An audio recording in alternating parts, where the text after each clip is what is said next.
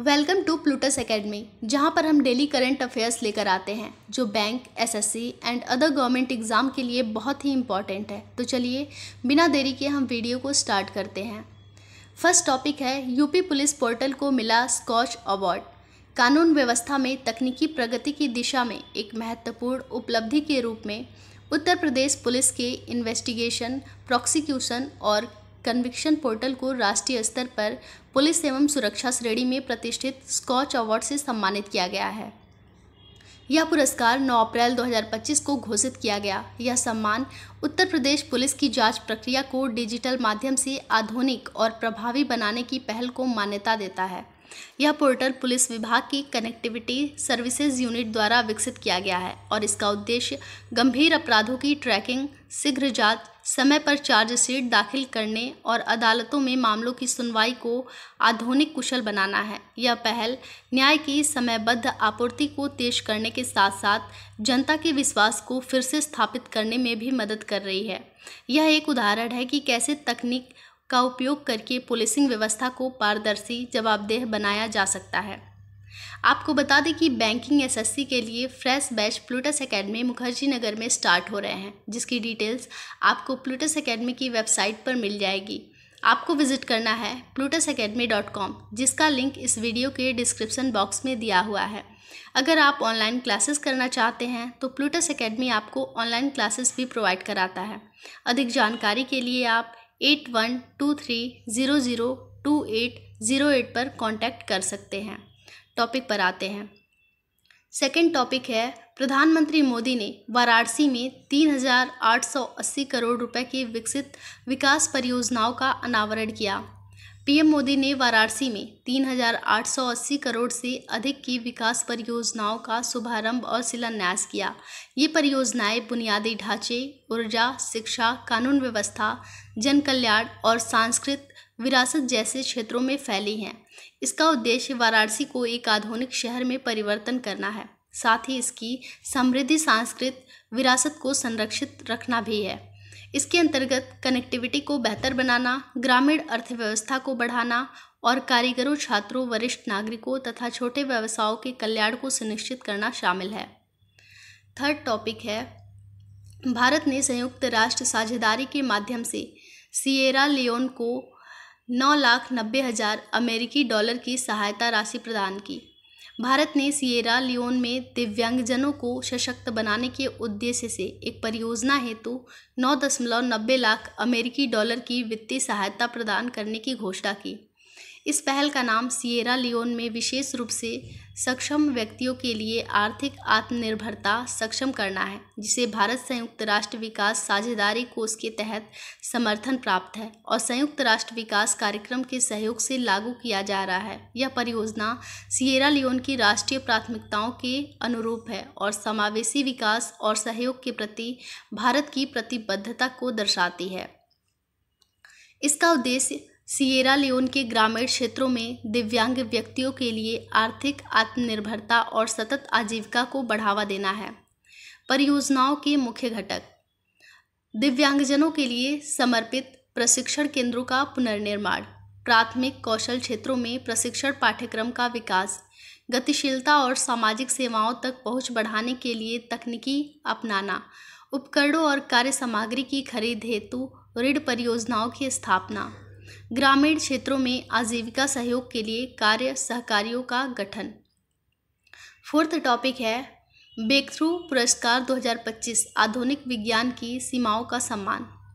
Science के Oscar कहे जाने वाले 2025 ब्रेक थ्रू प्राइज ने भौतिकी, जीव विज्ञान, गणित के क्षेत्रों में दुनिया के कुछ सबसे प्रभावशाली वैज्ञानिकों को सम्मानित किया।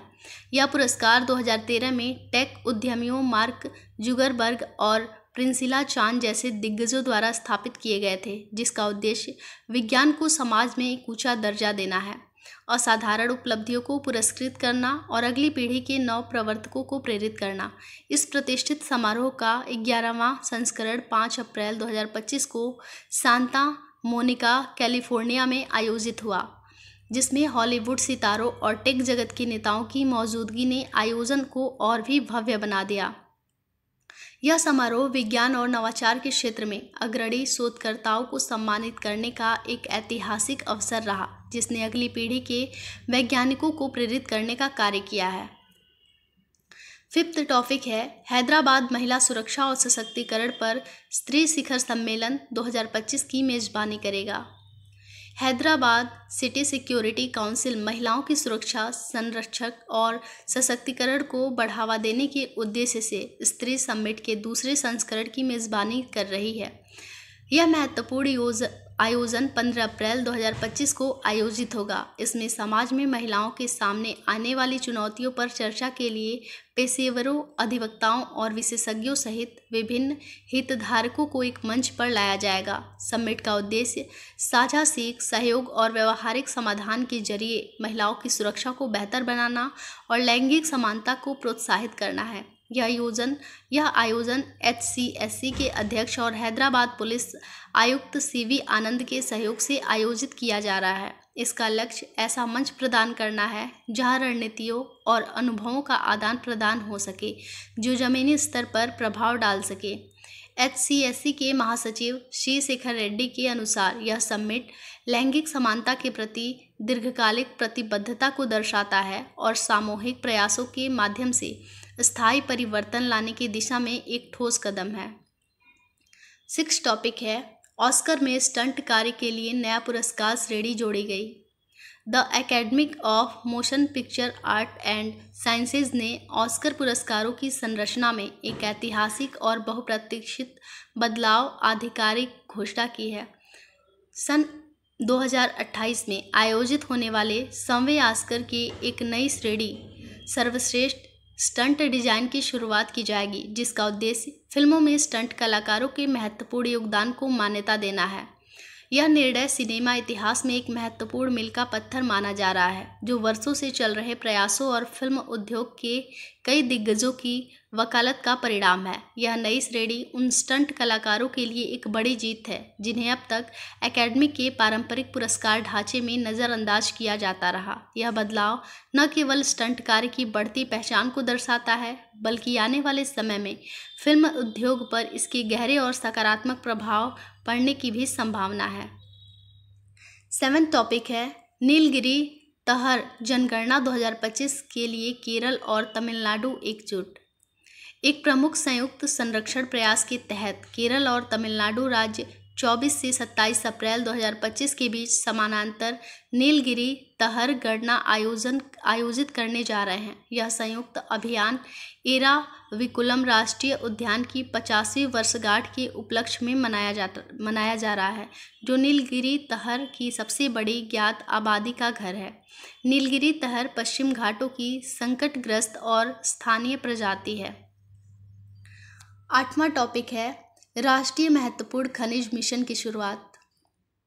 भारत की हरित ऊर्जा महत्वाकांक्षाएं काफ़ी हद तक उन महत्वपूर्ण खनिजों की उपलब्धता पर निर्भर करती हैं जो सौर पैनल, पवन टरबाइन, इलेक्ट्रिक वाहन और बैटरी भंडार जैसे तकनीकों के लिए अनिवार्य है।